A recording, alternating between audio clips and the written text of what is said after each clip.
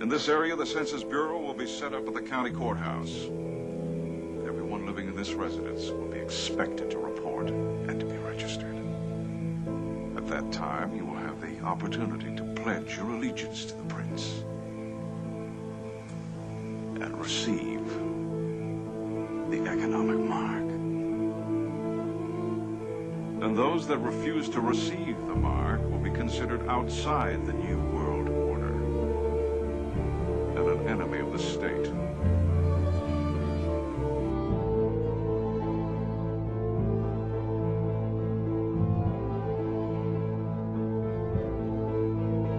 Destiny of the New World Order will be fulfilled.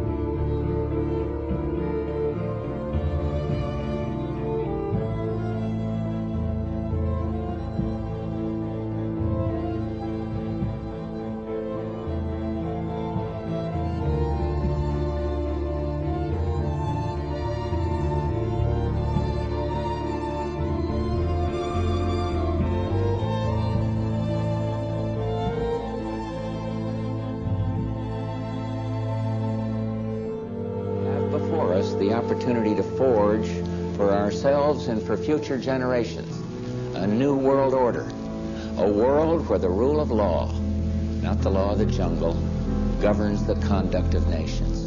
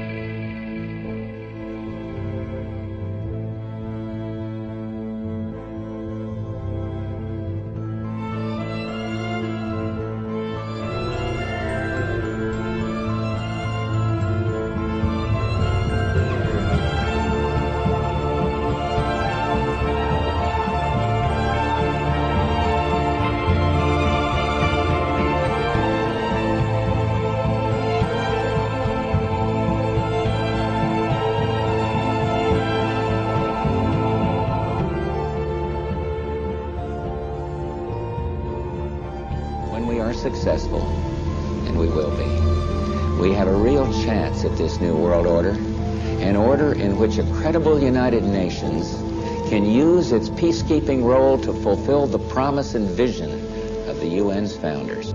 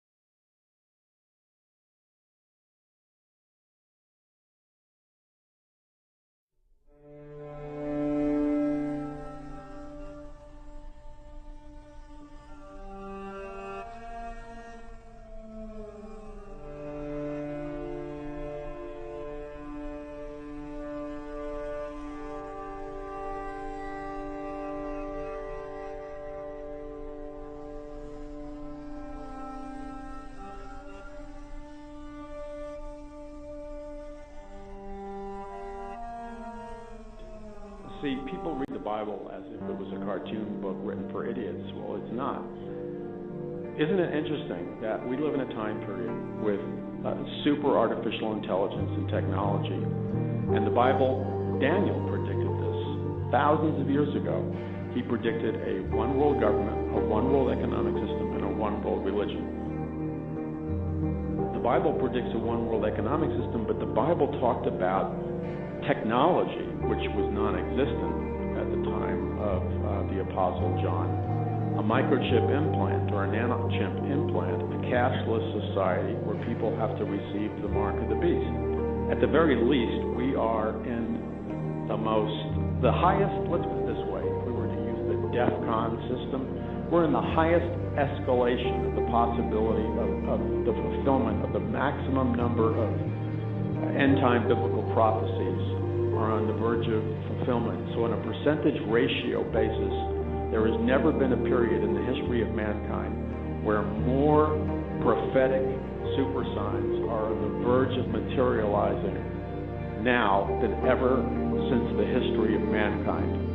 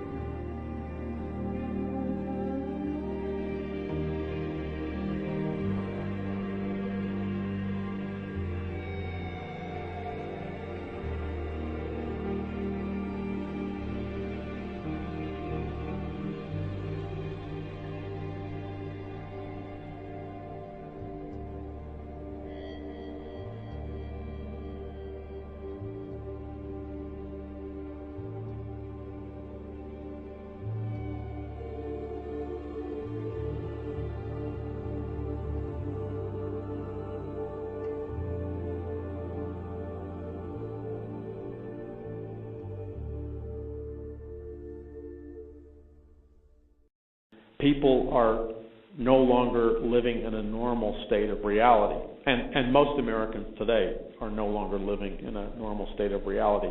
They have entered a kind of American matrix, which is it's almost a virtual reality that is produced by GMO foods, which affect brain chemistry, fluoridated water, the pervasive brain waves, alpha waves, and other waves that are being disseminated, the neurological programming in the media, and the mantra-like hypnotic subliminal programming and mind control that is emanating through our media on a subconscious level.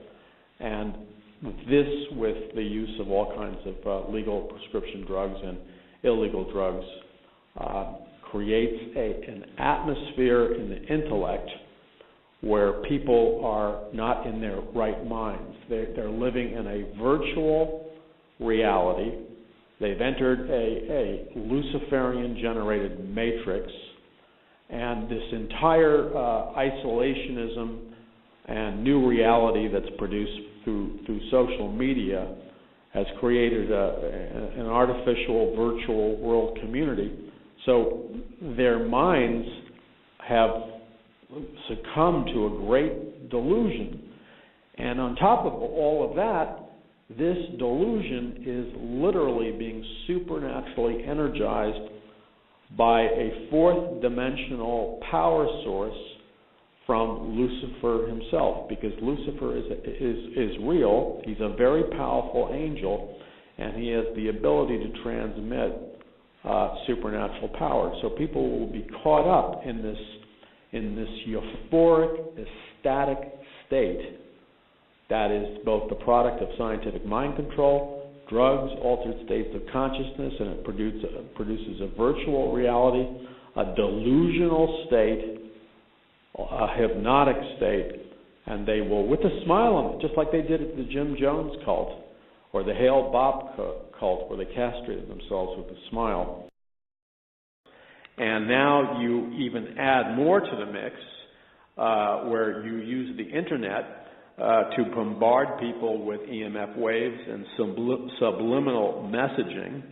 And then you take it even further, and they're the products of an educational system where the right brain has been suppressed, and all the neurological pathways in the right brain don't exist, and only the left brain neurological pathways exist, because when you suppress the right brain by teaching to the test, you destroy an individual or a child's ability to think outside the box. You destroy the ability to create. You destroy the ability to question, to look at the big picture, and you create compliant, robotic citizens who half of their brain hemisphere, the more powerful part, is inactive. And that is why the American population, as the European population, whether it's conservative, whether it's evangelical Christian, whether it's liberal, why they walk around as if they're in a trance state. You have the majority of Americans in a trance state where they have been all programmed. If you ask any one of them, they will brag to you with almost the violence that they are individual thinkers and that they think for themselves. But the irony is, how come if they're all individual thinkers and they think for themselves, they all think the same things? Groupthink, because they're under programming. And then you have hypnotics in supermarkets and grocery stores embedded in the sound system. Now, you take all this and you have created scientific mind control and a trance state, and you've been able to totally control the people in the way that Aldous Huxley said, who wrote Brave New World. And he said that the truly efficient scientific dictatorship, people will learn to love their slavery. Well, that's what's happened in America.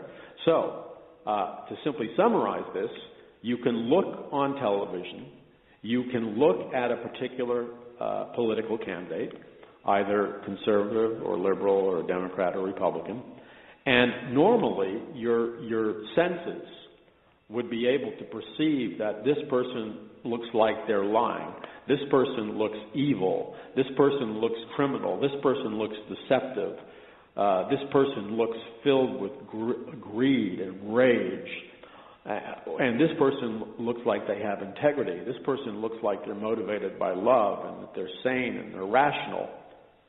The average American has lost their ability to perceive the obvious, has been neurologically erased.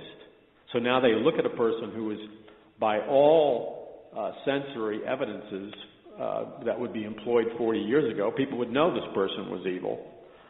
They look at them, and because they're in a hypnotic state, they feel a warmth towards them. They're going to vote for them.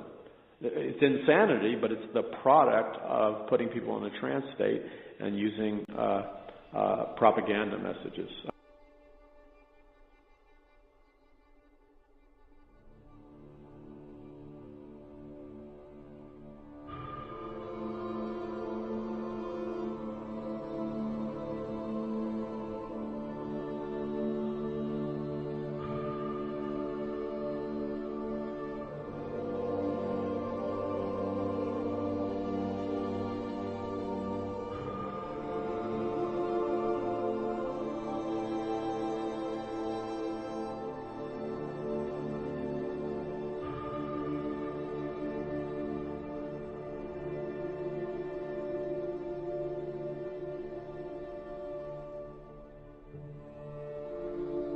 there's a global priesthood of a Luciferian scientific elite that is in actuality running this world, and they have programmed the masses into not believing that they exist, which they find very amusing, because, well, I won't get into that, but the documentation for their existence by credible sources is overwhelming. But this global priesthood or Luciferian elite is running the world right now, and they're doing it with technology, science, and supernatural power that the average man or woman in America has been scientifically programmed to believe that it does not exist, and they laugh at it when people bring it up.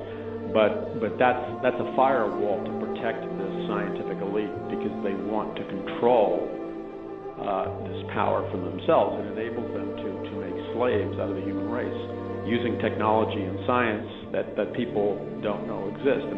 And I was writing about this in my earlier books, and people would inevitably think you're crazy for bringing it up, but now it's come public in the last several months. They have the ability to read minds. Now, I was writing and talking about that a long time ago, and people were, of course, scoffing.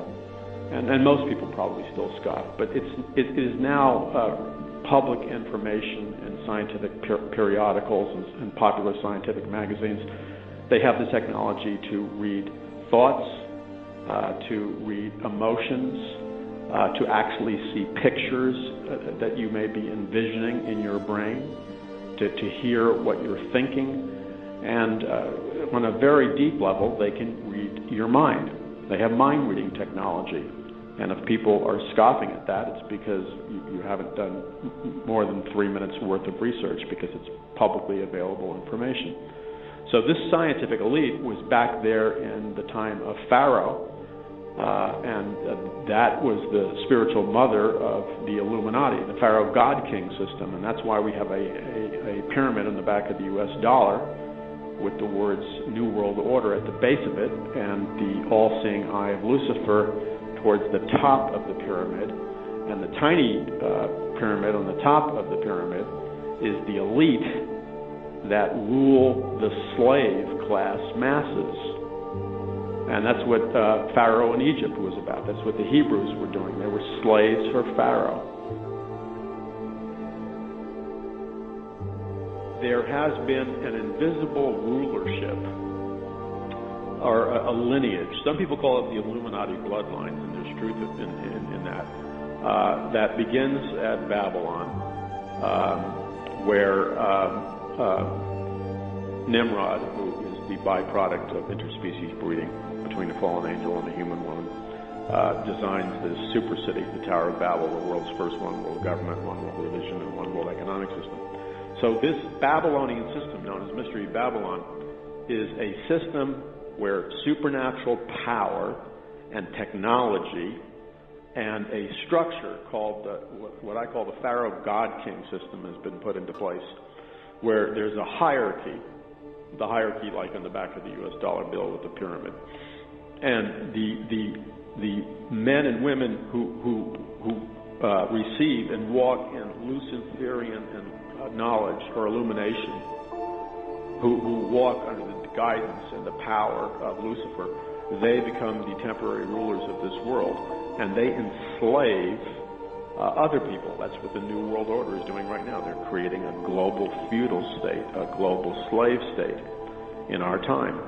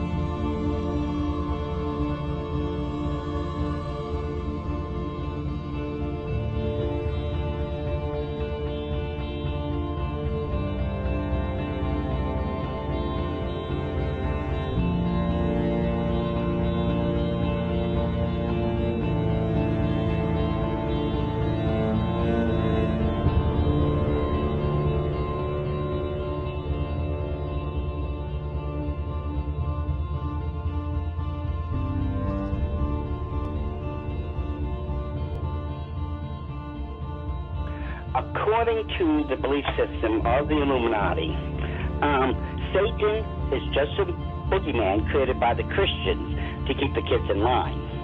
It is believed by the people in the Illuminati that in the beginning God was equal to Lucifer in all things.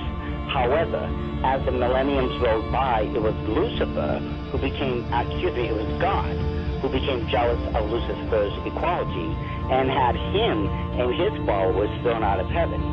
Right now, the Illuminati are convinced that they are summoning up enough of the force so that at the end of the Battle of Armageddon, they're going to kill God and the Holy Spirit and put Lucifer on the throne where they feel he rightfully belongs.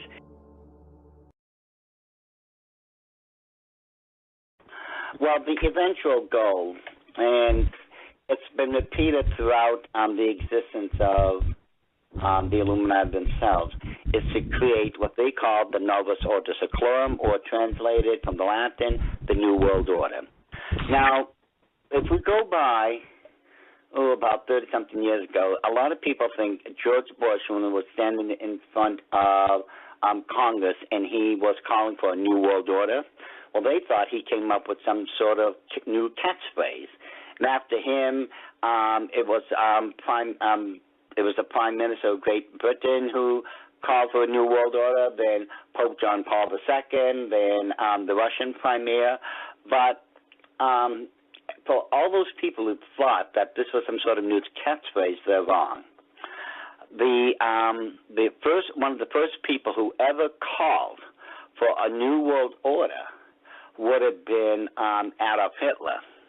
But even then, we can go further back into other dictators of the Illuminati, such as Vladimir Lenin, Joseph Stalin, Mao Zedong, and others of those day and age who had were also calling for a New World Order.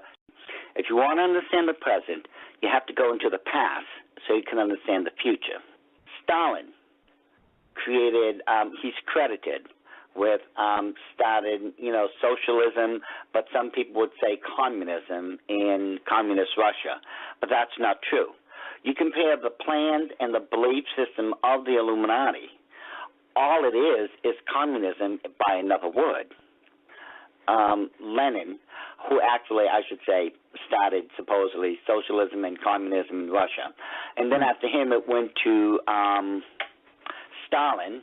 But you see, Lenin was a socialist, Stalin was a communist, Mao Zedong was a communist, Adolf Hitler, Benito Mussolini were both fascists, and yet the 7-part plan of the Order of the Illuminati to create a New World Order fits in perfectly with each of those governments. Now, if you bring that up to modern day, under the present administration, and we're supposed to be a republic, not a democracy, ladies and gentlemen. The Constitution is still in force, and according to the Constitution, we are a republic.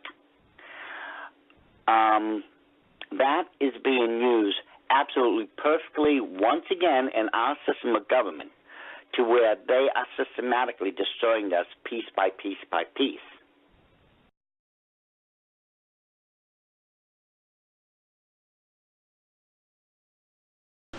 And then you wrote a second series of books on Wall Street. Yes, these were trade books.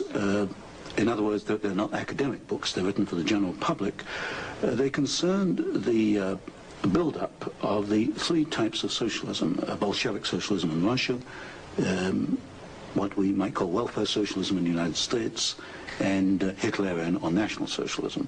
And each book examines the financing and the contributions made by Wall Street, by international bankers, to the development of that specific form of socialism. I was called into the office of the director, and I was told in no uncertain terms not to make any more speeches like that, and that this information should not be made public. This was the information that we were giving the Soviet Union the technology to develop its war potential? Oh yes. At that time, we were in Vietnam, and as you know, the Soviets were supplying the North Vietnamese. This was 1972. 1972, yes. And for example, I knew that the Gorky plant, which was built by the Ford Motor Company, the Gorky plant in Russia produces the Gaz series of vehicles. The Gaz vehicles had been seen on the Ho Chi Minh Trail.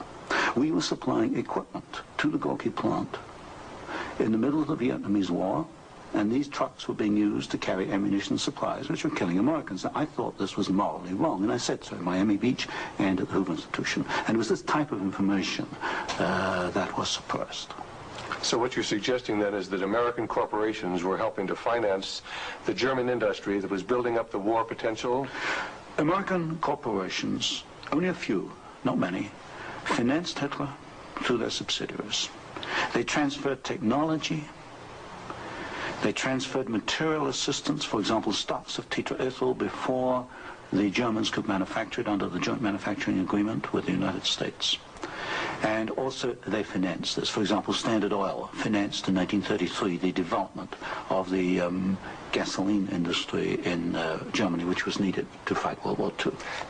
So basically what we're seeing then is American industry helping to provide the technology, helping to provide the finance, helping to provide the material that is going to allow Hitler to create his war machine. Yes, that is correct. Even in 1944, in the middle of World War II, we find that ITT was funneling funds to Heinrich Himmler's fund through Schroeder, who was the chairman of the ITT subsidiaries in Germany. We also find that Depag, the Standard Oil subsidiary in Germany, was financing Heinrich Himmler, and this was in the middle of World War II. Now, were these facts ever brought out at the Nuremberg hearings? They were never brought out at the Nuremberg hearings, although the documents do exist within the files, within the records. They have not been published, as far as I know. And you actually had access to these records? Yes, there's some 400 tons of these records available. I wanted to talk just a little bit about the Nuremberg trials, because at the Nuremberg trials, the Nazis, the Nazi war criminals, the Nazi generals were held specifically guilty for what transpired.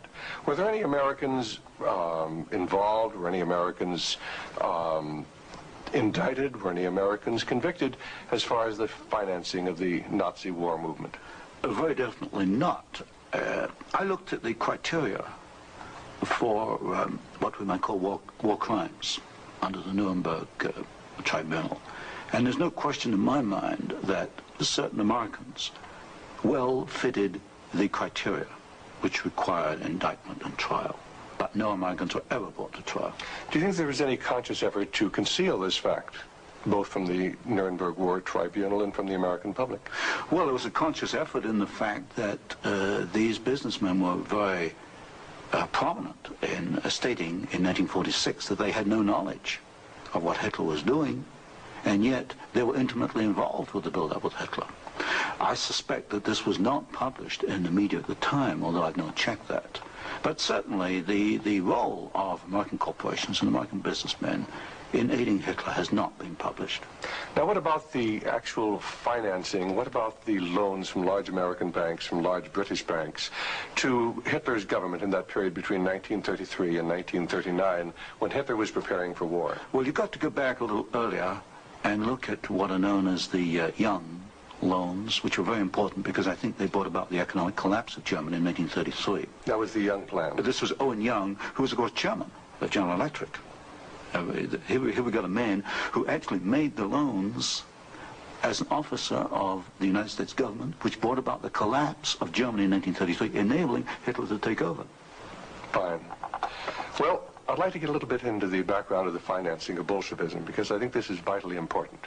And we can go back to the period after the Second Revolution, which was in October and November of 1917.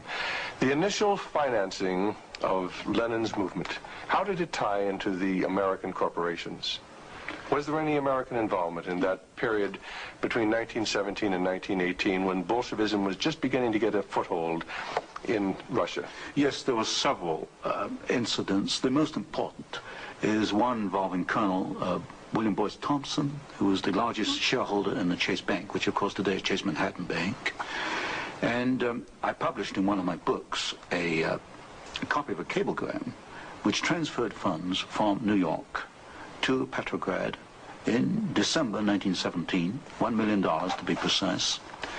And Colonel Thompson made the statement later that this $1 million was given to the Bolsheviks to consolidate. They had just begun to take over Russia. They only controlled Moscow and Petrograd at that time, to aid the control that the Bolsheviks were extending in Russia. This is a very clear case. $1 million, American funds, transferred through an American Wall Street intermediary to the Bolsheviks. And didn't you publish that document here in Wall Street and the Rise of Bolshevism?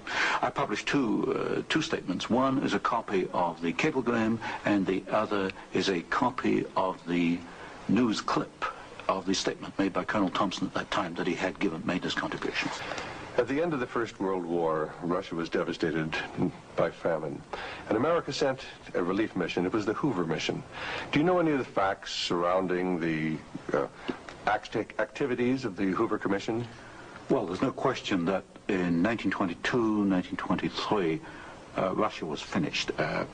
Industrial output was perhaps 8 or 10% of 1913 figures, and people were starving by the hundreds of thousands.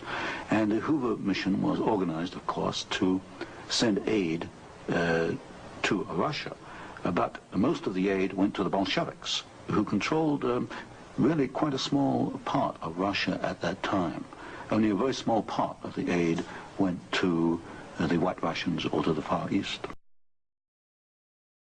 The Third Reich, or the Thousand-Year Reign, was an occult, satanic counterfeit of the millennial reign of Jesus Christ. A millennial means 1,000 years. So the Third Reich was a satanic counterfeit of Adolf Hitler attempting to be the Messiah, an occult Messiah. And then when before the Third Reich fell, he had Martin Bormann, one of his chief generals, export hundreds of billions of dollars of the Nazi fortune out of out of Germany before it fell. And Bormann, kind of like a super mafia chieftain, controlled over 500 multinational corporations with the Nazi money. And Hitler said to his leaders, he planned and knew that the Third Reich was going to fall, and he openly spoke of the Fourth Reich that would rise primarily through the Nazi investments via Bormann. And this is why the European Union was birthed with Nazi money. This is why the IMF, or International Monetary Fund, was birthed with Nazi money, as well as the World Bank. NATO was birthed with Nazi money. And the plan was to establish a Fourth Reich, or a 4,000-year reign. Well, in an eerie, occult kind of symbolism, this very well could be the reign of the Antichrist. Wir haben ja gesehen in den Vorträgen bis jetzt, dass Luzifer ein Königreich aufbauen möchte und dass die UNO ein Schritt in dieser Richtung darstellen soll. So, diese League of Nations war ein Vorläufer der UNO. Es kommt auch noch von ihrer Webpage. In 1945 waren da 50 Länder, die sich sammelten in San Francisco, und somit wurde die UNO gegründet. Am Anfang waren da 51 Mitgliederstaaten, und die Sowjetunion und England und die USA, die waren die Hauptsignatoren. Jetzt die Vorläufer dieser League, Bund der Nationen, der hatte ein paar interessante Menschen, die damit beteiligt waren, und über die haben wir schon mal geredet bei diesem Vortrag Krieg der Bibeln, nämlich der Präsident von dem Institut für psychische Geschehen in England, der aus der Ghostly Guild, dem Geisterguild entstanden ist. Und da war auch der erste Minister Englands, Arthur Balfour, war dabei. Und er war nicht nur das Haupt of the Society of Psychic Research, wo die Geister studiert wurden und der auch der Ursprung ist der Kanalisierung von Geistern, sondern er hatte auch eine Gruppe, die nannte sich die synthetische Gruppe, the Synthetic Society. Und ihr Ziel war, um eine Weltreligion herbeizuführen.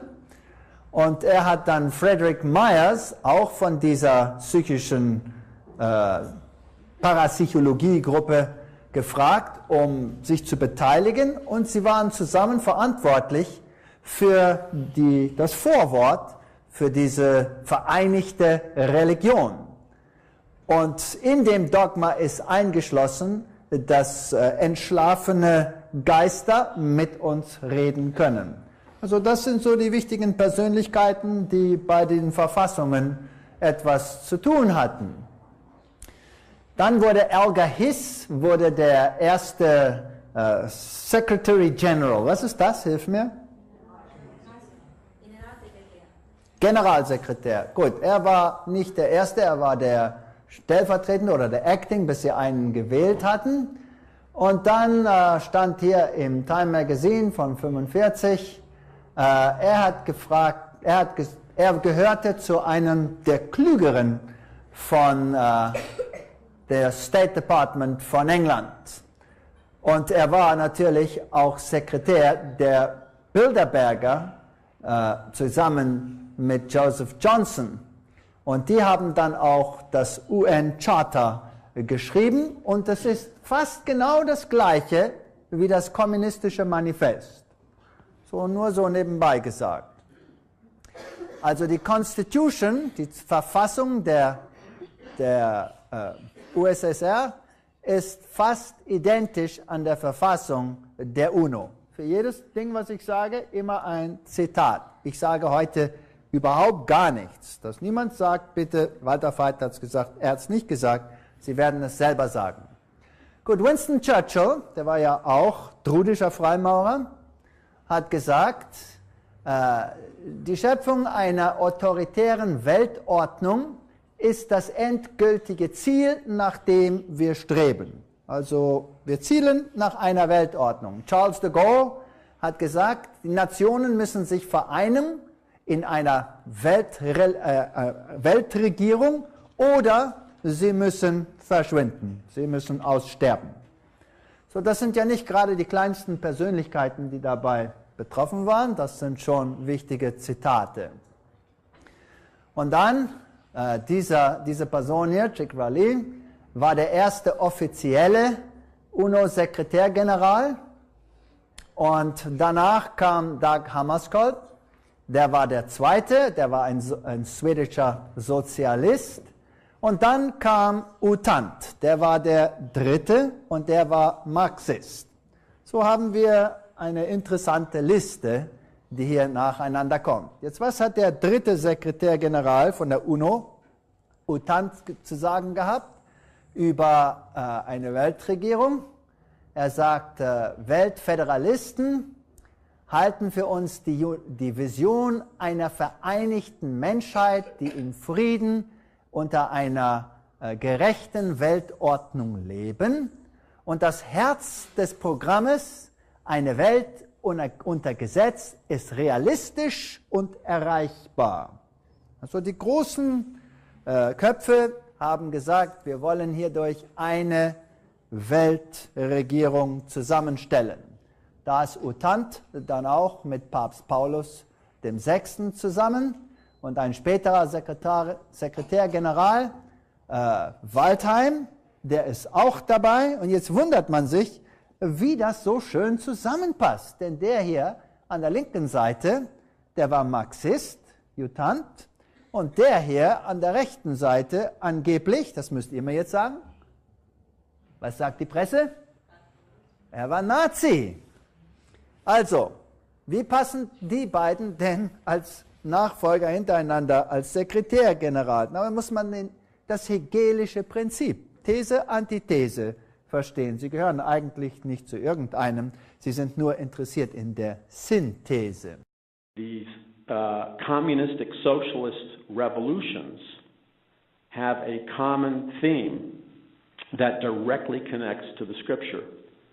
And that's why they target the family, because you see, if they can crack the family unit, they can psychologically destabilize individuals, and the agenda, the primary psychological spiritual agenda for the assault on the family is if you can crack the family unit, then you break up the basic bonding between man and wife and children.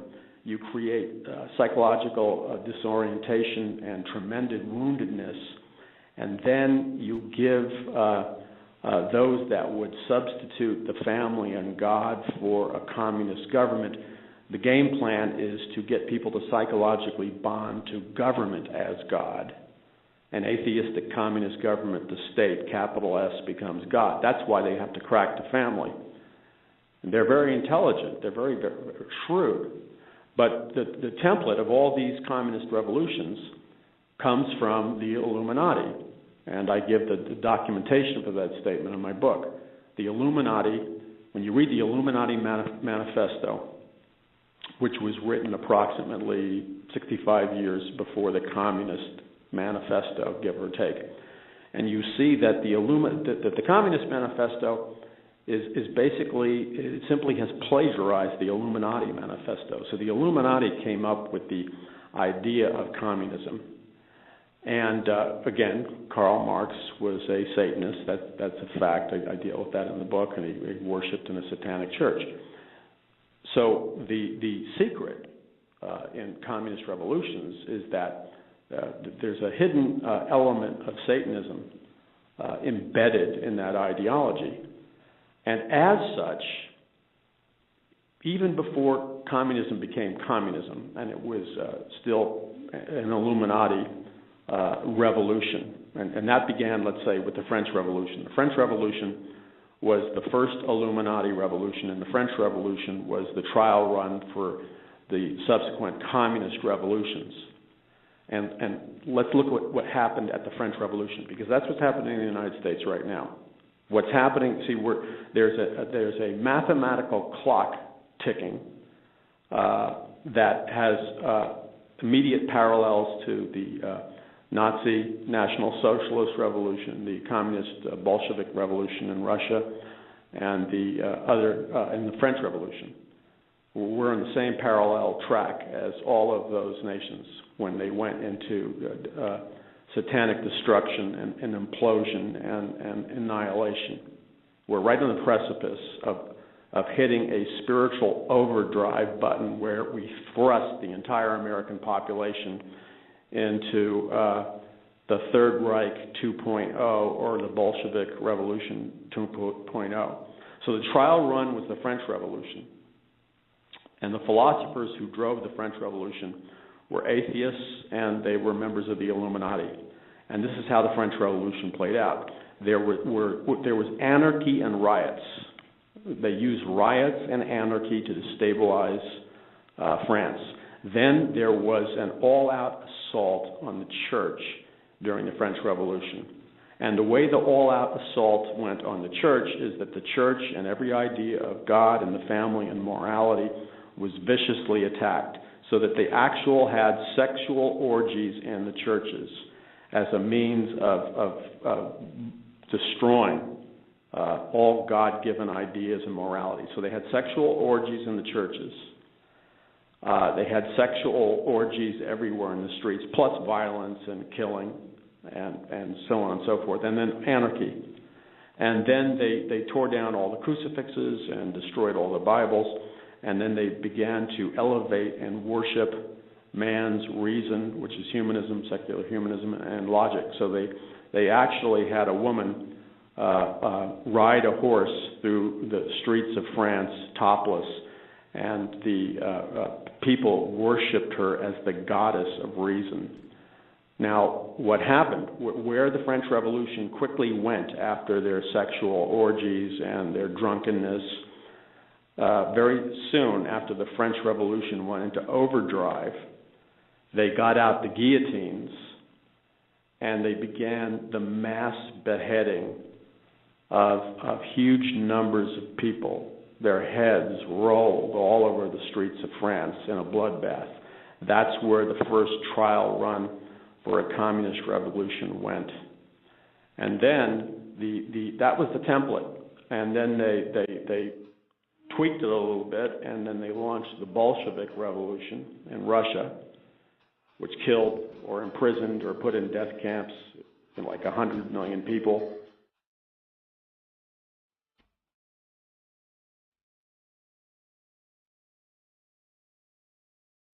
And then you add the communist revolution in China, some staggering number of people.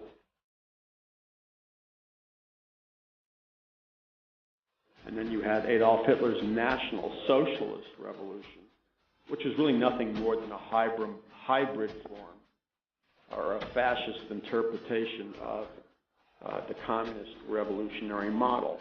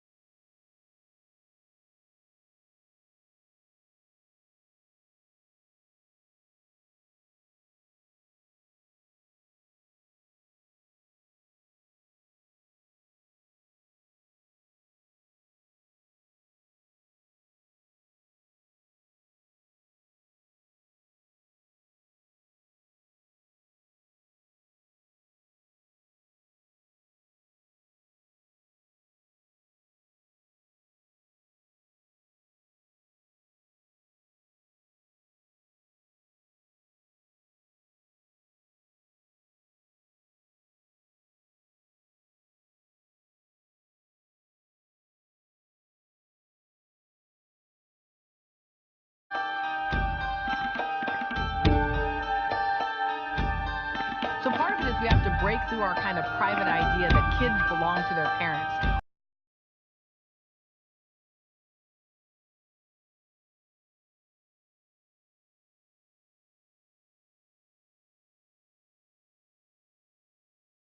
What is going on in the United States right now. The same strategy, the same exact game plan, and the end game is always the same in a communist revolution. The end game is the mass incarceration or imprisonment in camps of 50 million people or more. Mass death and annihilation, torture and imprisonment that starts to reach numbers like 100 million people. I mean, this stuff is so monstrous in its evil that it's censored from the average American. That's the end game is the same. And every one of these templates for a communist Marxist revolution, the end game is always the same. Mass death, mass concentration camps, total poverty. There's no workers' paradise. You have a tiny elite. The whole Marxist strategy is an Illuminati strategy to consolidate the wealth of the masses, to turn them into slaves by deceiving them that they're going to get to be part of a workers' paradise. That's scientific mind control. But in reality, they become a hive mind, a collective working slave force for a tiny elite that works them to death. That is the true purpose for communism. It has nothing to do with the people. That's the mythology. That's the sucker game to con the masses.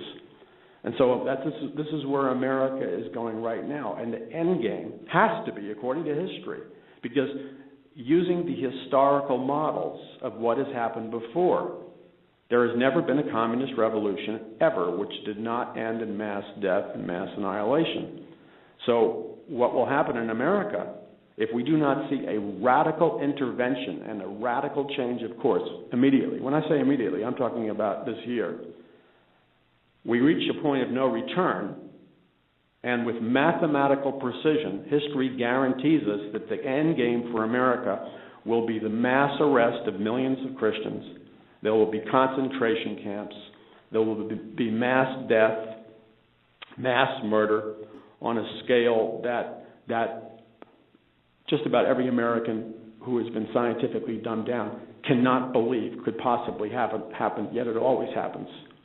And the target, the crosshairs, and make no mistake about it, the crosshairs are on Christians and Jews, especially because they are perceived as the enemy of the state, because in an anti-Christ system, people who worship Christ have to be the enemy. And that's what's happening in America. And that's why I wrote my book, A Prophecy of the Future of America, not for the purpose of fatalism. But look, these race riots are a systematic strategy that Doug, you were talking about earlier, that can quickly, you can wake up, especially with the mass media as a completely agent of the elite. We now have the mass media controlled by 6 major corporations. For the most part, there are some notable exceptions, but for the most part, the mass media is a propaganda machine that would have made Adolf Hitler sing for joy, or the Bolshevik revolutionaries and Lenin and Stalin sing for joy. The mass media in the United States has become one of the most corrupt, perverse forces. It's an unelected fourth branch of government, and a lot of it, not all of it, is built on lies and mind control.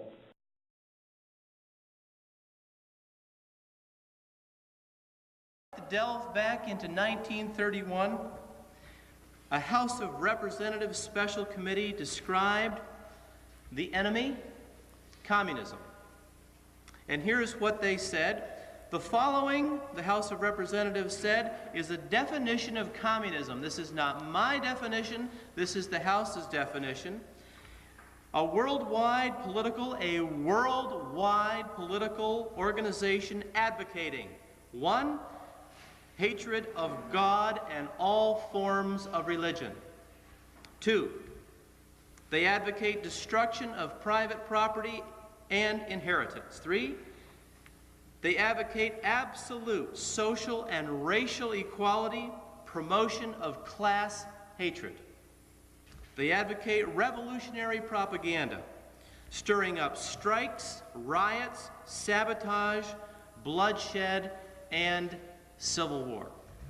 The House of Representatives in 1931 said they advocate the destruction of all forms of representative or democratic government, including civil liberties such as freedom of speech, of the press, of assembly, and trial by jury. It's the planned destruction of America.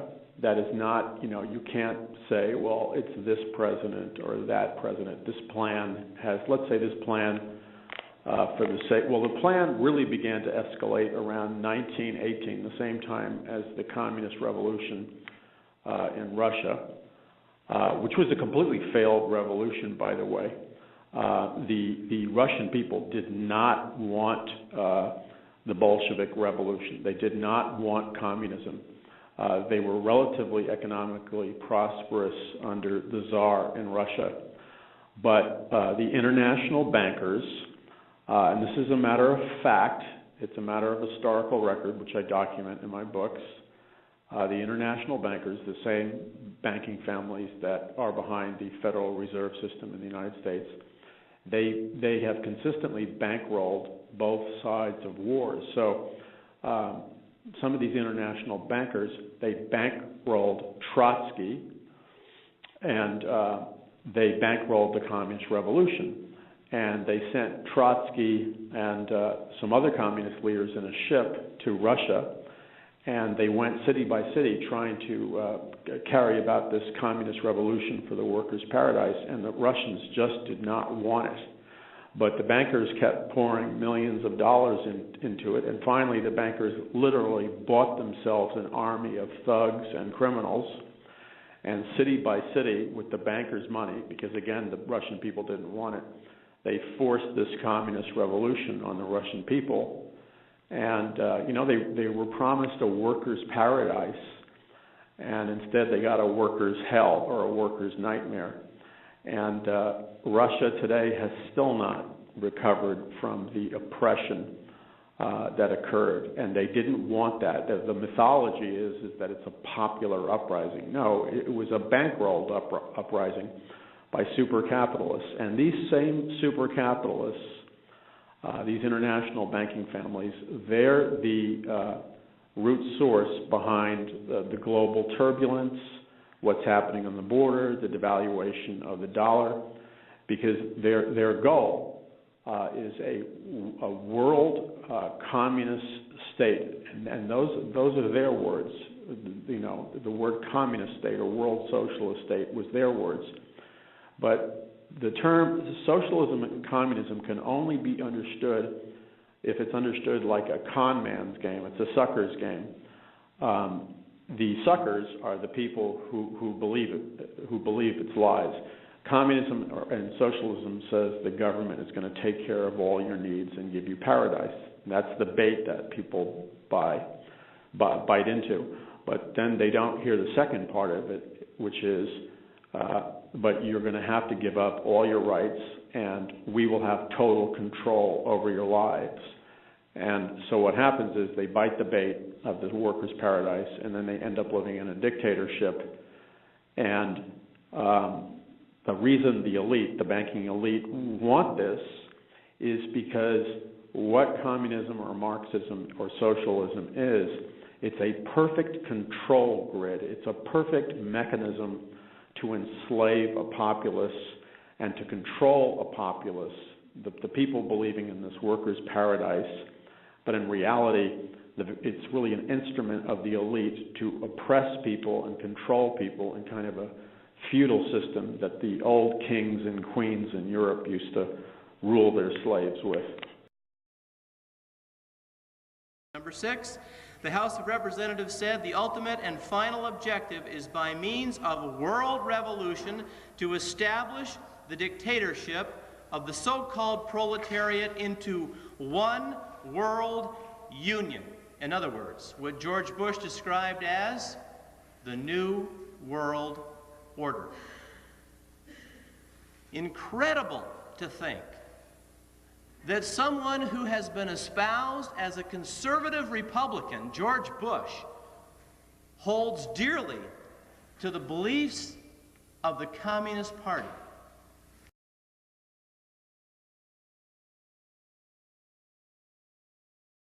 Well, you spoke several times before about ideological subversion. That is a phrase that I'm afraid some Americans don't fully understand. When the Soviets used the phrase ideological subversion, what do they mean by it? Ideological subversion is the process which is legitimate, overt, and open. You can see it with your own eyes. All you have to do, all American mass media has to do, is to unplug their bananas from their ears, open up their eyes, and they can see it. Only about 15% of time, money, and manpower is spent on espionage as such. The other 85% is a slow process which we call either ideological subversion or active measures, активные мероприятия in the language of the KGB, or psychological warfare. What it basically means is to change the perception of reality of every American to such an extent that despite of the abundance of information, no one is able to come to sensible conclusions in the interests of defending themselves, their families, their community, and their country. It's a great brainwashing process which goes very slow, and it's divided in 4 basic stages. The first one being demoralization. It takes from 15 to 20 years to demoralize a nation. Why that many years?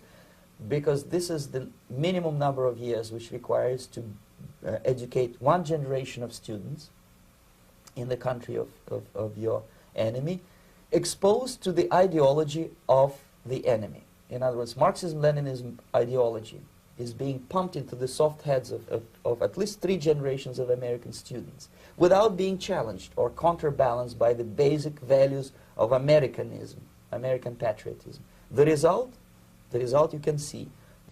What it includes? It includes influencing, or by various methods, infiltration, propaganda methods, direct contacts, doesn't really matter. I will describe them later.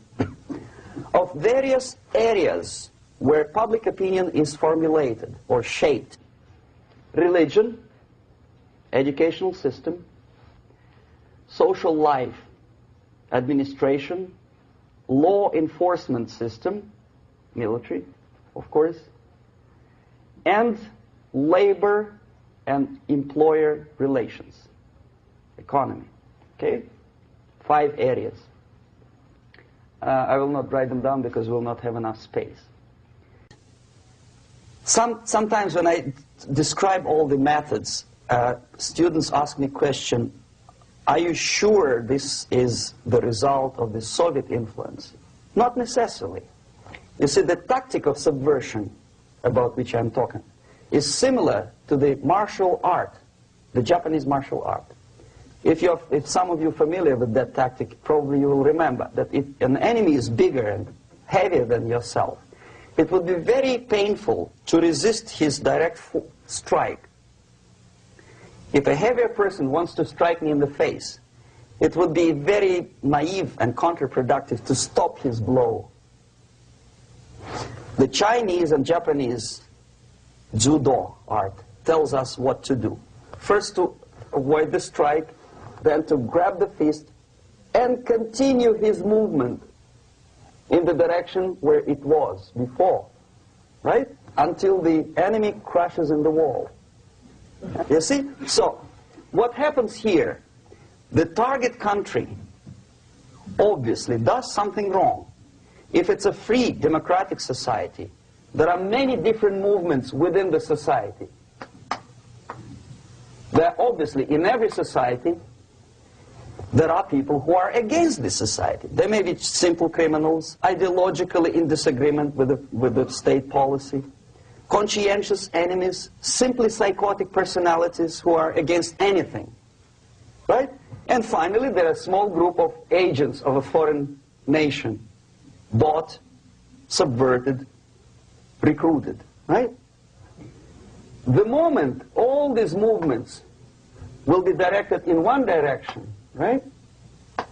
This is the time to catch that movement and to continue it until the movement forces the whole society into collapse, into crisis, right? So that's exactly the martial art tactic. We don't stop an enemy. We let him go. We help him to go in the direction we want them to go. Okay? So, on the stage of demoralization, obviously there are tendencies in each society, in each country, which are going to opposite direction from the basic moral values and principles. To take advantage of these movements, to capitalize on them, is the main purpose of the originator of subversion. So we have religion, we have education, we have social life, we have power structure, we have labor relations, unions, and finally we have law and order. 1, 2, 3, 4, 5, 6. Okay? These are the areas of application of subversion. What it means exactly? In case of religion, destroy it, ridicule it, replace it with various sects, cults, which bring people's attention, faith, whether it is naive, primitive, doesn't really matter. As long as the basically accepted religious dogma is being slowly eroded and taken away from the supreme purpose of religion, to keep people in touch with the supreme being, that serves the purpose. Therefore, replace it, accepted, respected religious organizations with fake organizations. Distract people's attention from the real faith and attract them to various different faiths. Education. Distract them from learning something which is constructive, pragmatic, efficient. Instead of mathematics, physics, foreign languages, chemistry, teach them history of urban warfare, natural food, home economy, your sexuality, anything, as long as it takes you away. Okay? Social life. Replace traditionally established institutions and organizations with fake organizations. Take away the initiative from people. Take away the responsibility from naturally established links between individuals, group of individuals, and society at large, and replace them with artificially, bureaucratically controlled bodies. Instead of social life and friendship between neighbors, establish social workers institutions. People who are on payroll of whom? Society? No. Bureaucracy. The main concern of social workers is not your family, not you, not social relations between groups of people. The main concern is to get the paycheck from the government. What will be the result of their social work doesn't really matter. They can develop all kinds of concepts to show to the government and to the people that they're useful. Okay. Away from the natural links. Power structure. Okay. The natural bodies of administration, which are traditionally either elected by people at large or appointed by elected leaders of society, are being actively substituted by artificial bodies. The bodies of people, groups of people, whom nobody elected. Never. As a matter of fact, most of the people don't like them at all, and yet they exist. One of such group is media. Who elected them? How come they have so much power? Almost monopolistic power on your mind. They can rape your mind. But who elected them? How come they have a nerve to decide what is good and what is bad for the elected by you, president, and his administration? Well, the power structure slowly is eroded by the bodies and groups of people who do not have neither qualification nor the will of people to keep them in power, and yet they do have power. Okay. Together with that, there is another process. Law enforcement, law and order organization and structure is being eroded. For the last 20, 25 years, if you see old movies and new movies, you can see that in new movies, a policeman, an officer of the United States Army looks dumb, angry, psychotic, paranoid. A criminal looks nice, kind of, well, he smokes hash and shoots the whatever drug, but basically he's a nice human being. He's creative. And he's unproductive only because society oppresses him. Whereby a general of Pentagon is always, by definition, a dumb, a war maniac. A policeman is a pig, rude policeman. He abuses his power. You know? A generalization like that. The hatred, the mistrust to the people who are supposed to protect you and enforce law. Most of the people who graduated in the 60s, dropouts or half-baked intellectuals, are now occupying the positions of power in the government, civil service, business, mass media, educational system. You are stuck with them. You cannot get rid of them. They are contaminated. They are programmed to think and react to certain stimuli in a certain pattern. You cannot change their mind, even if you expose them to authentic information, even if you prove that white is white and black is black, you still cannot change the basic perception and the logic of behavior. In other words, these people, the process of demoralization is complete and irreversible. To get rid of society of these people, you need another 20 or 15 years to educate a new generation of patriotically minded and common sense people who would be acting in favor and in the interests of the United States society. The demoralization process in the United States is basically completed already. For the last 25 years. Actually, it's overfulfilled because demoralization now reaches such areas where previously not even Comrade Andropov and all his experts would even dream of such a tremendous success. Most of it is done by Americans to Americans, thanks to lack of moral standards. As I mentioned before, exposure to true information does not matter anymore. A person who was demoralized is unable to assess true information. The facts tell nothing to him.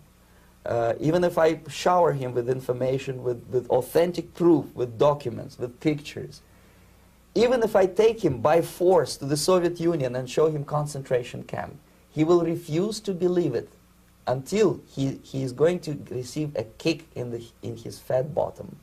When a military boot crashes his, then he will understand, but not before that. That's the tragic of the situation of demoralization. When we deal with antichrist philosophies that are built on spiritual deception, such as communism or Marxism, despite the fact that there's total proof that these philosophies lead to mass death, mass annihilation, all the people that believe in it do so by denying reality, by denying the facts. The next stage is destabilization. This time, subverter does not care about your ideas and the patterns of your consumption. Whether you eat junk food and get fat and flabby, it doesn't matter anymore. This time, and it takes only from 2 to 5 years to destabilize a nation, what matters is essentials: economy, foreign relations, defense systems.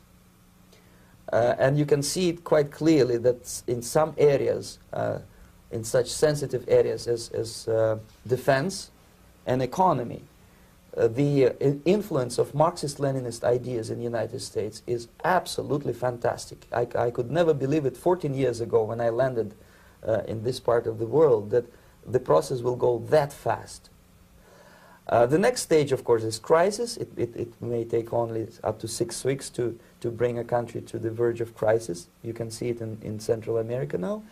And after crisis, with a violent change of power, structure, and economy, you have so-called the period of normalization. It may last indefinitely. Normalization is a cynical expression borrowed from Soviet propaganda. When the Soviet tanks moved into Czechoslovakia in '68, Comrade Brezhnev said, now the situation in brotherly Czechoslovakia is normalized. This is what will happen in the United States if you allow all these schmucks to bring the country to crisis. The communist rules for revolution read like this. Ask yourself if any of these apply to today. Corrupt the young. Get them away from religion. Get them interested in sex. Make them superficial and destroy their ruggedness. If you like, you could take a pencil and just make a little check mark if it's already been done. Get control of all means of publicity. Get people's minds off their government by focusing their attention on athletics, sexy books and plays and trivialities. Divide the people into hostile groups by constantly harping on controversial matters of absolutely no importance. Tanya Harding, O.J. Simpson. We've spent 2 years with O.J. We spent a week with John F. Kennedy. Destroy the people's faith in their natural leaders by holding them up to contempt and ridicule. Always preach true democracy, but seize power as fast and as ruthlessly as possible. Congress just passed the anti-terrorist bill. That bill allows the government of the United States of America to use its own military on American citizenry. Communist rules for revolution by encouraging government extravagance, destroy its credit, produce fear of inflation with rising prices and general discontent. Someone said earlier today the mistake that the Freemen in Montana made was they wrote fraudulent checks. But I ask you, how can you defraud a fraudulent bank? The Federal Reserve is completely fraudulent. It makes money out of thin air and then charges usury on top of it. Promote unnecessary strikes in vital industry, encourage civil disorders, and foster a lenient and soft attitude on the part of government towards such disorders. By specious, meaning fair-seeming but deceptive. Argument caused the breakdown. Breakdown of what? Old moral virtues, honesty, and sobriety. In other words, promote abortion, homosexuality, lesbianism, witchcraft. Cause the restriction of all firearms on some pretext with a view of confiscating them and leaving the population helpless. The 1986 Gun Act was taken almost verbatim from Nazi Germany in the 1930s. Well, the media tells us that communism is dead. I'm going to tell you that any sense of truth coming from the media is what is dead.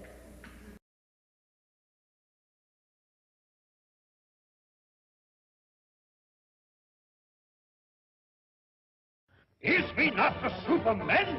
Arian Pura Superman? Yahweh is the Superman. Super duper Superman. Is this Nazi land so good? Would you leave it if you could? Ja, this Nazi land is good. We would leave it if we could. We bring the world new order.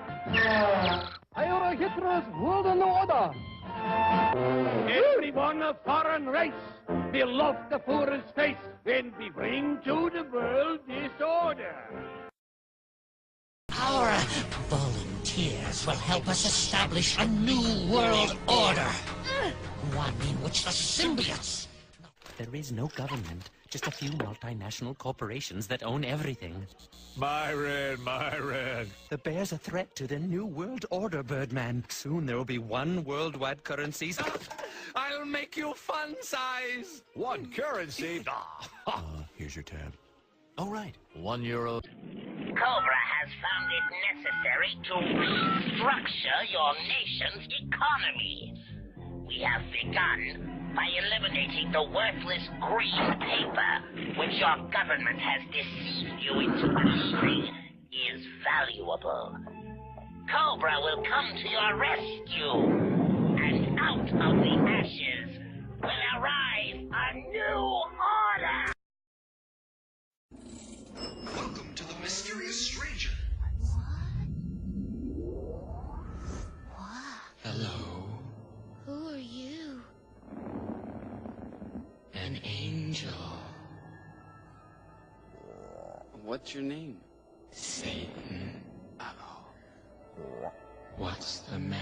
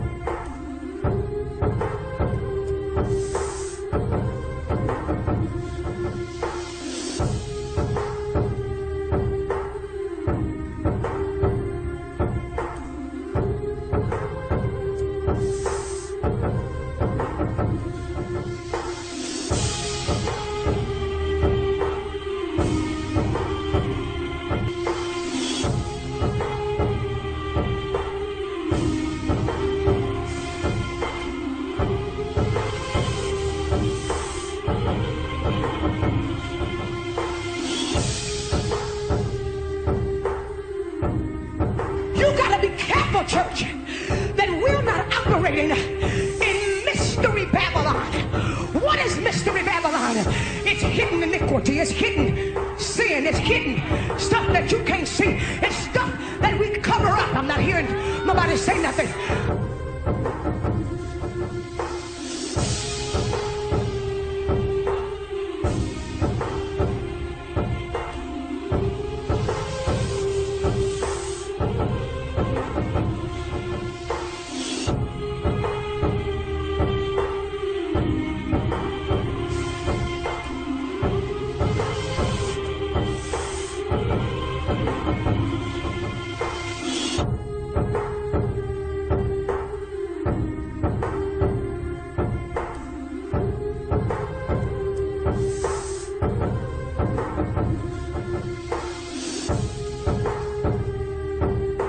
Lucifer, the most powerful fallen angel, before he fell, he was the worship leader in heaven. And Lucifer was the master musician in heaven. He was the worship leader.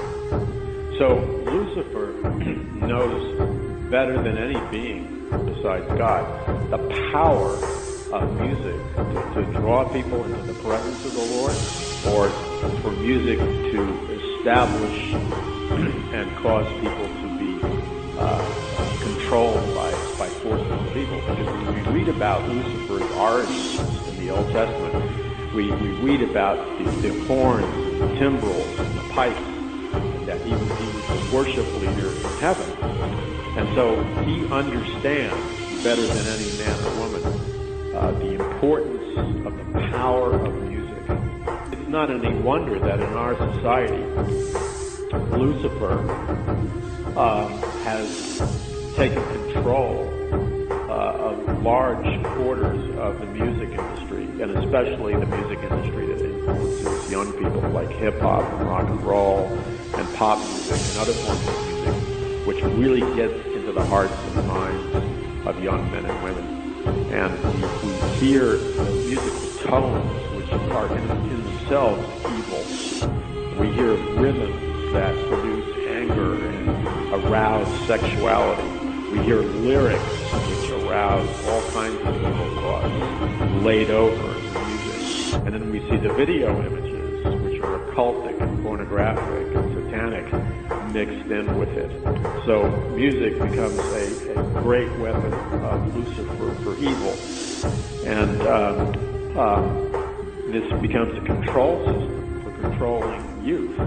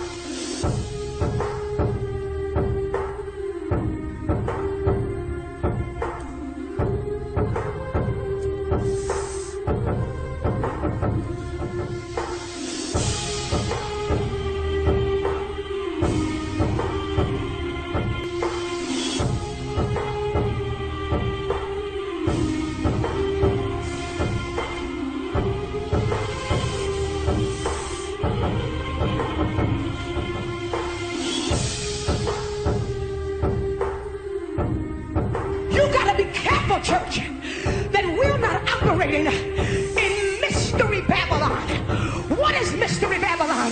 It's hidden iniquity. It's hidden sin. It's hidden stuff that you can't see. It's stuff that we cover up. I'm not hearing nobody say nothing.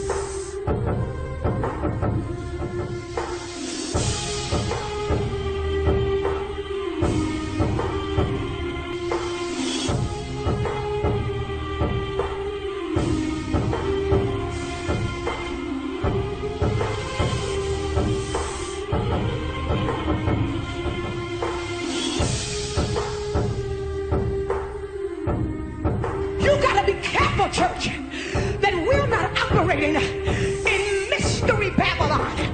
What is Mystery Babylon? It's hidden iniquity, it's hidden sin, it's hidden stuff that you can't see, it's stuff that we cover up. I'm not hearing nobody say nothing. It just happened, but I just happened to just flip through. I mean, I just turned on the TV. Wait till you see this. This is the most satanic collection of anything I've ever seen. Look, just watch. Oh, look at this.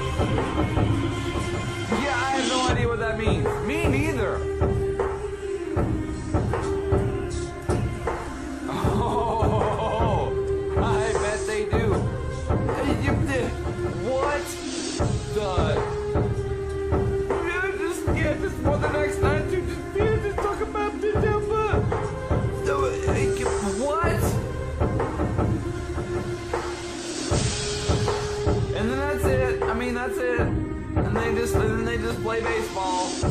And that's it.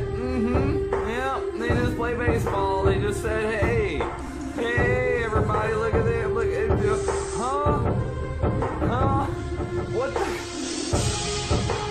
Oh yeah, planet Earth. I forgot. I almost said where were we and what kind of world? I forgot.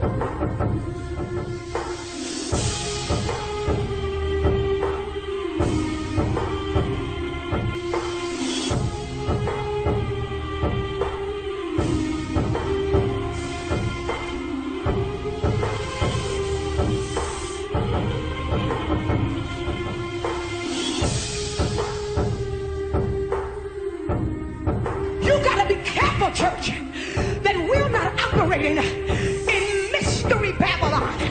What is Mystery Babylon? It's hidden iniquity, it's hidden sin, it's hidden stuff that you can't see. It's stuff that we cover up. I'm not hearing nobody say nothing.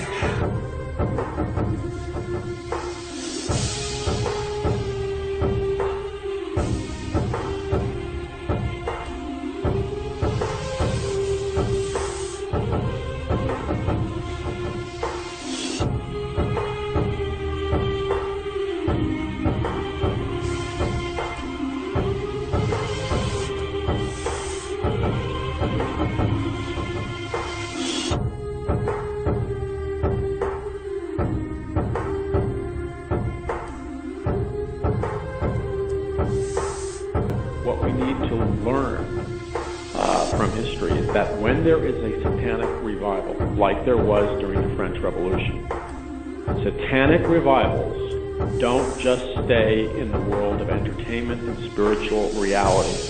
Satanic revivals historically gain energy and momentum. They ultimately embed themselves in the political structure of a nation. And then at a certain point, if the satanic Luciferian revival is allowed to accelerate, it will inevitably produce a satanic Luciferian revolution, as in the case of Nazi Germany, as in the case of the French Revolution, and was the case in the Communist Revolution, because Karl Marx was a Satanist. The end result of the Luciferian revival and evangelism is, people need to really hear this, because it always plays out the same. Mass destruction, concentration camps, brutal dictatorship, and hell being unleashed on earth. And we saw it happen in France with the guillotines and sexual orgies in the church during the French Revolution. We saw it in Nazi Germany, and we saw it in communist Russia. For those who entertain that very evil sin of unbelief, recognize that the result of that will be horrific death and destruction. And it's not romantic, and it's not something that you can say, oh, no. This is horrible. It's hell unleashed on earth in a society. And we are a split second away from that happening in America at any time. And the only reason it has not happened in America yet is because that God's power is restraining it for the sake of the elect and because of their prayers and repentance. We're hanging by the thread of God.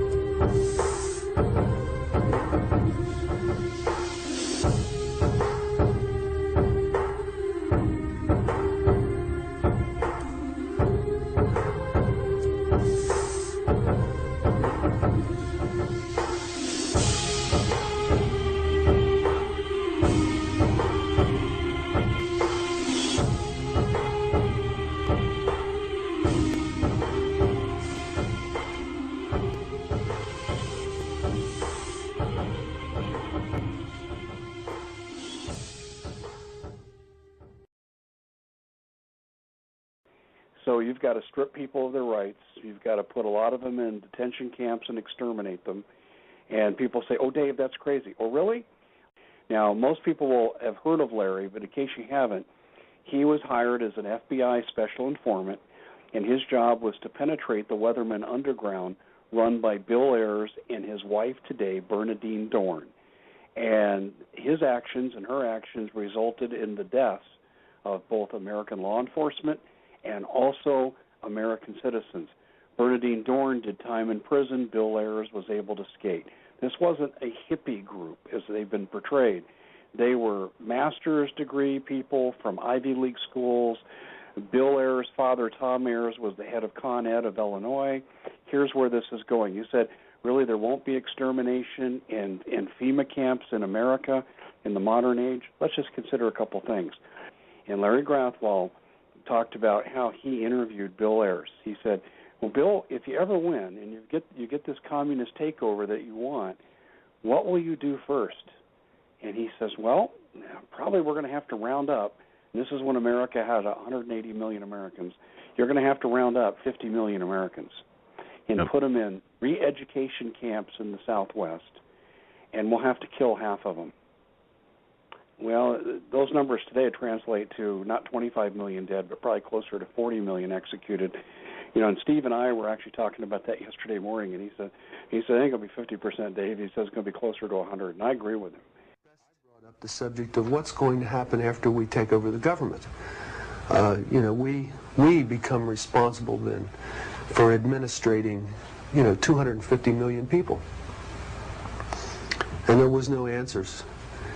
No one had given any thought to economics. How are you going to clothe and feed these people?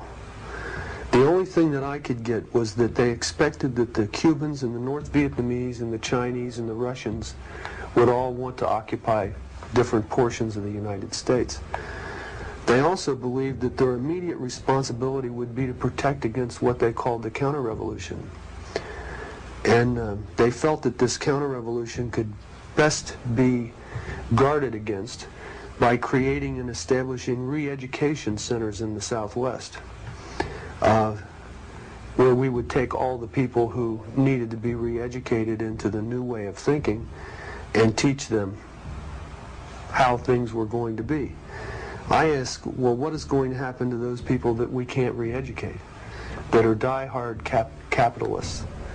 And the reply was that they'd have to be eliminated. And when I pursued this further, they estimated that they would have to eliminate 25 million people in these re-education centers. And when I say eliminate, I mean kill. 25 million people. Now, I want you to imagine sitting in a room with 25 people, most of which have graduate degrees from Columbia and other well-known educational centers, and hear them figuring out the logistics for the elimination of 25 million people. And they were dead serious. Bill Ayers and Bernadine Dohrn, and many of you already know this, launched the political career of one Barack Hussein Obama from their South Side Chicago home. Bill Ayers still visits the White House today. I documented that in yesterday's article. And Bill Ayers is a friend of this president. He's unashamed. I ran an interview that elders did with Sean Hannity after Bill Ayers was on, and he was unrepentant about the terrorist activities he was involved in, the bombs that he set off. One of them resulted in the death of a San Francisco policeman. Yep. He could care less. And this is the guy who launched Obama's career. And we're not supposed to be worried. And the fact that he still has contact with Obama, and this man is unrepentant for his actions, these weren't youthful indiscretions. He's proud of what he did. That's why I put the elders interview up there with Sean Hannity, to show that this man hasn't changed. So here's the mindset that was present when he and his wife launched the career of Barack Hussein Obama. We should be really worried about what's coming. As I pointed out, with shopping malls, strip malls, and stadiums and schools, you can make a FEMA camp about out of anything. You know, converted POW camps that held Japanese American citizens, keyword American citizens of Japanese descent, those have reportedly been converted to FEMA camps, abandoned military bases.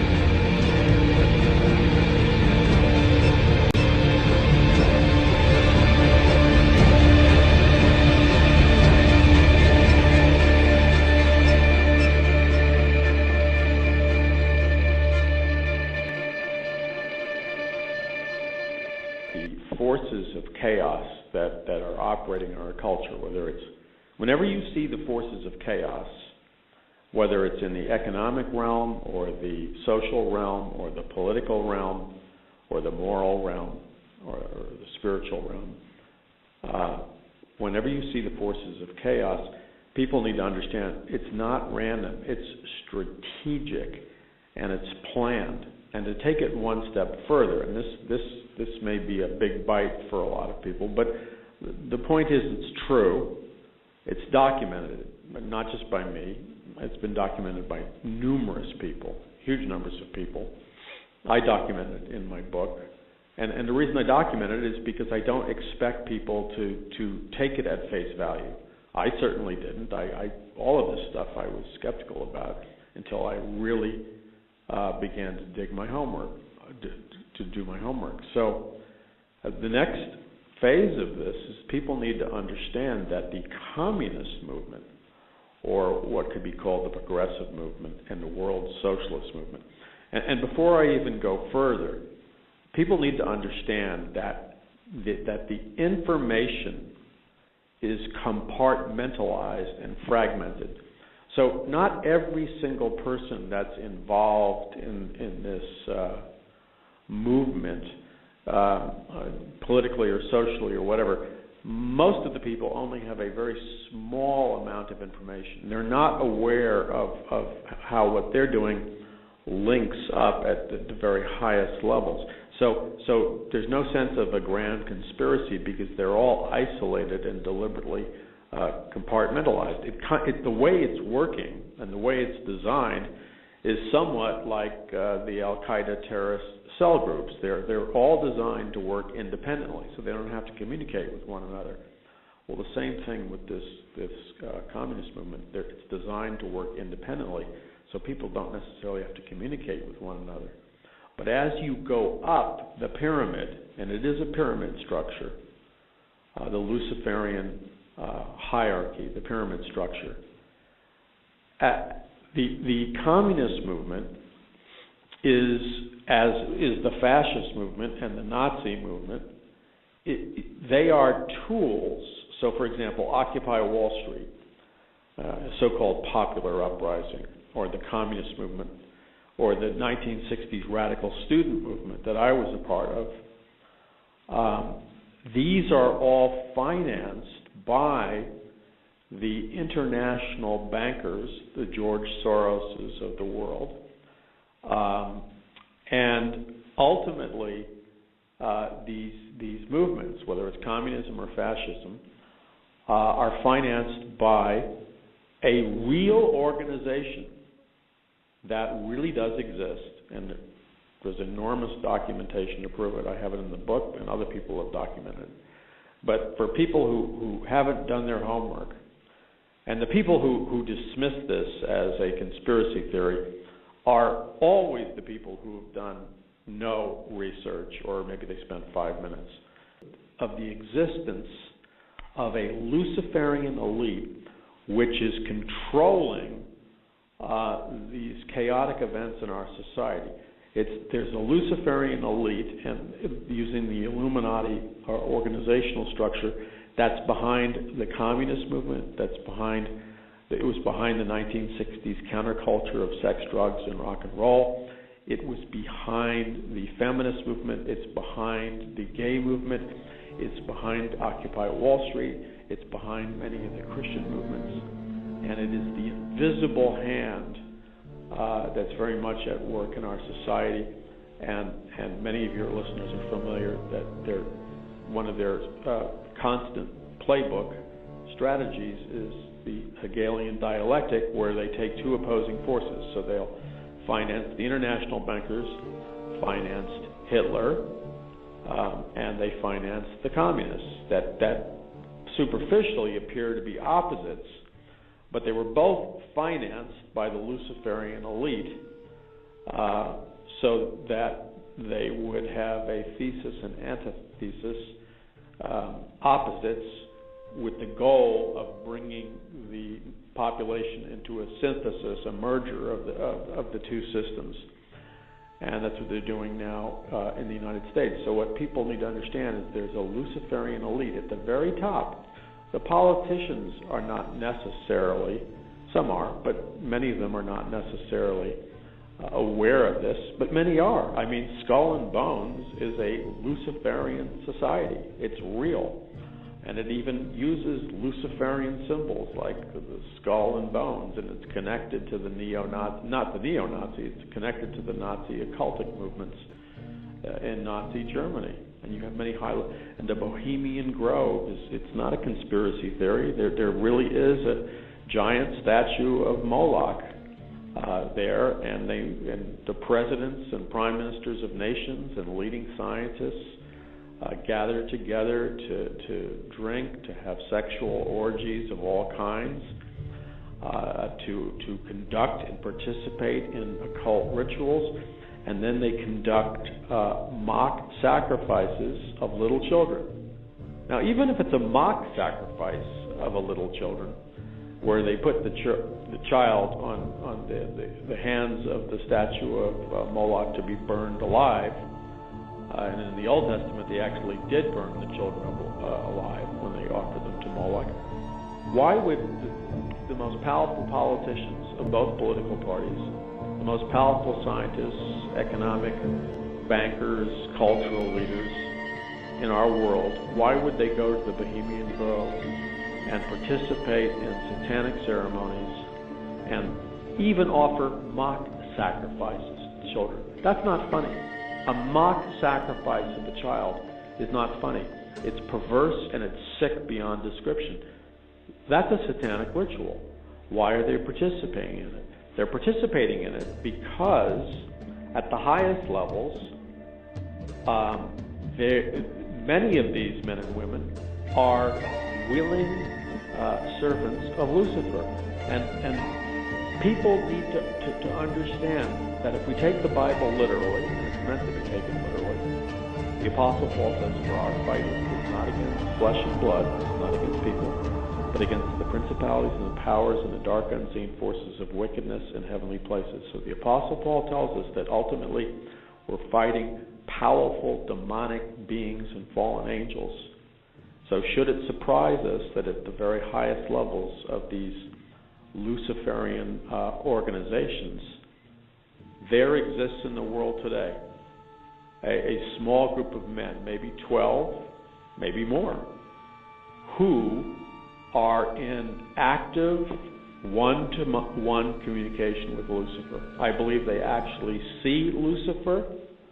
I believe that he communicates to them on a one-to-one basis, and that should not be surprising if we take the Bible seriously. And then, using the pyramid structure, it's on a need-to-know basis. And they're moving the world into this world socialist government, which is order out of chaos, or new world order out of chaos. And that just happens to be, the new world order is, in its essence, it's a counterfeit of the kingdom of God. And the new world order is going to be the global government of the Antichrist. And it will come into being with a one world religion, headed up by a false prophet, and a one world economic system. And so for the first time in human history, we now have the technology and the computers, and you read the papers every day. I mean, they're ready to move forward on the distribution of a microchip implant.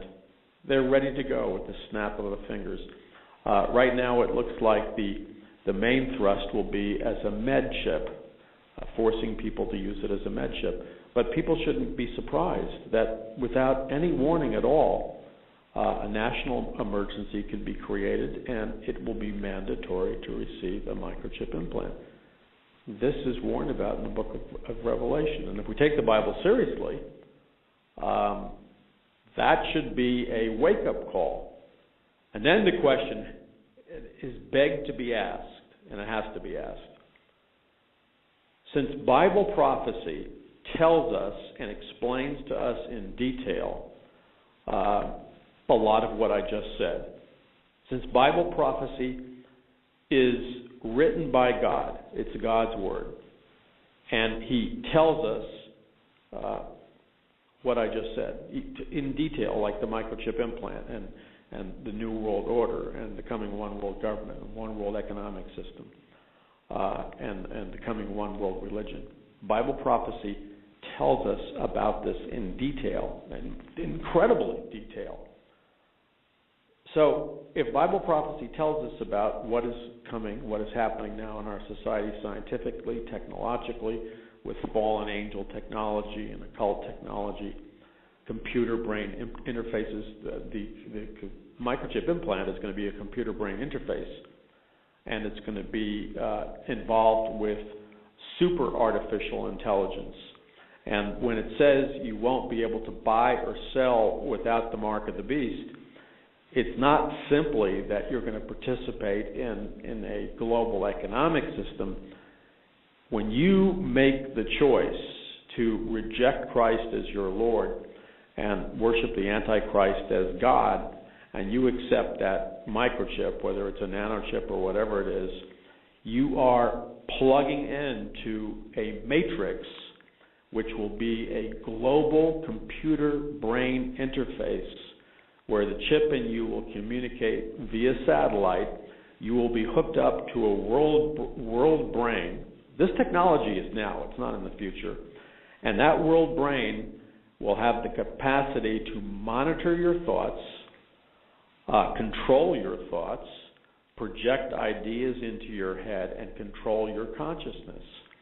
And that, so this idea that the Bible talks about quite extensively. When the Bible talks about worshiping in the image of the beast, well, that's dealing with holographic images, virtual reality, and a matrix. There's nobody that's going to receive the mark of the beast by accident. You're not going to get an injection or a microchip implant, or there's a lot of people who have microchip implants right now for various reasons. You're not going to be damned and separated from God for all eternity by accident. So nobody is going to get the mark of the beast by accident. God doesn't do that. In order for you to receive the mark of the beast, or let's say perhaps there's a technology where you might have a chip implant to begin with, let's say before that chip implant is activated to become the mark of the beast, every single person is going to be presented with a clear-cut volitional choice where in order for that chip to function as the mark of the beast, they have to actively renounce their worship of Jesus Christ as Lord, and then they have to actively pledge their allegiance to worship the Antichrist as God. It's going to be very clear-cut, and it's going to involve an act of their will. Nobody's going to get the mark of the beast by accident, so people need to be relieved about that.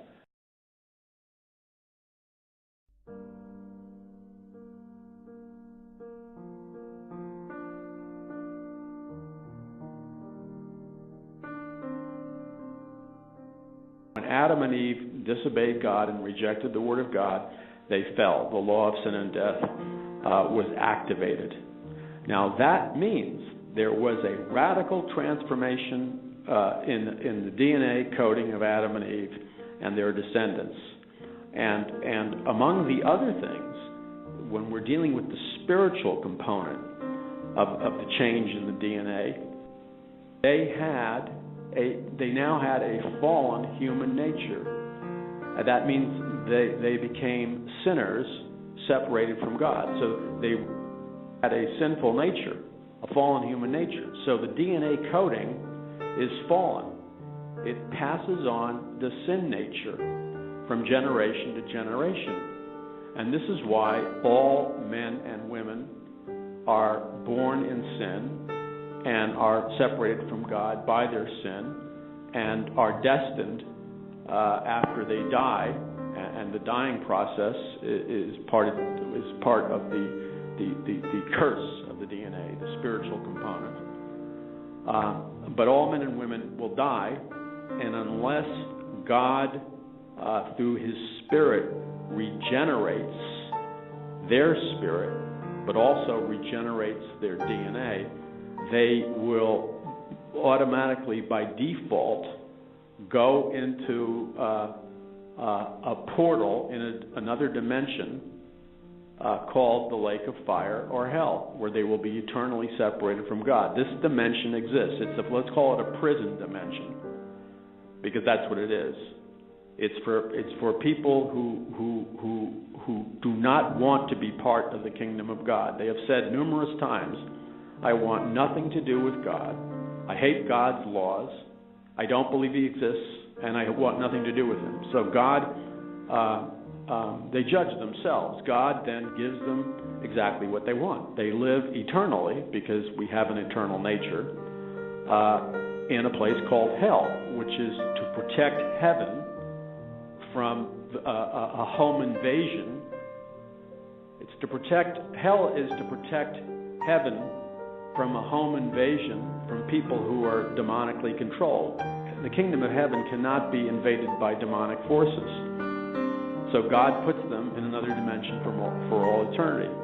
Now, the fallen nature of man is fallen, and that's passed on from generation to generation. So all men are sinners. So the only way that a person can enter the kingdom of heaven is to be born again.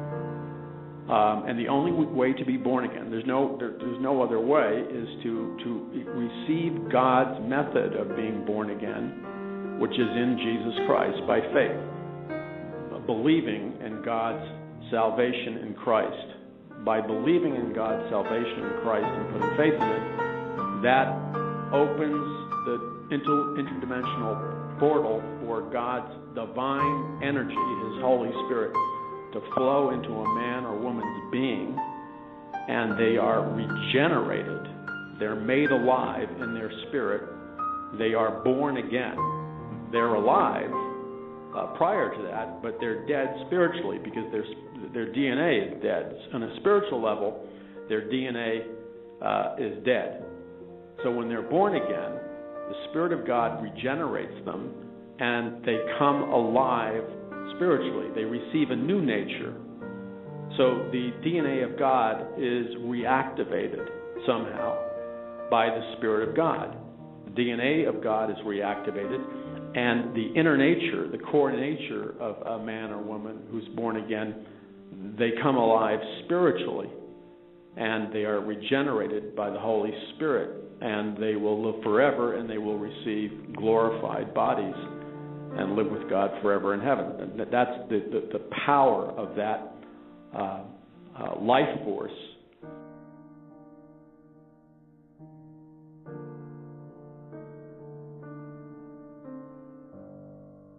Well, what's interesting is that the powerful, deceiving, spiritual deception nature of fallen DNA and the fallen human nature. When a man or a woman walks around in their fallen human nature, they are constantly in a state of consciousness which can be described as existing in a zone of spiritual deception. They look at death, but they suppress it, even though it's inevitable. They come to faulty conclusions about life despite the overwhelming evidence of God's existence everywhere.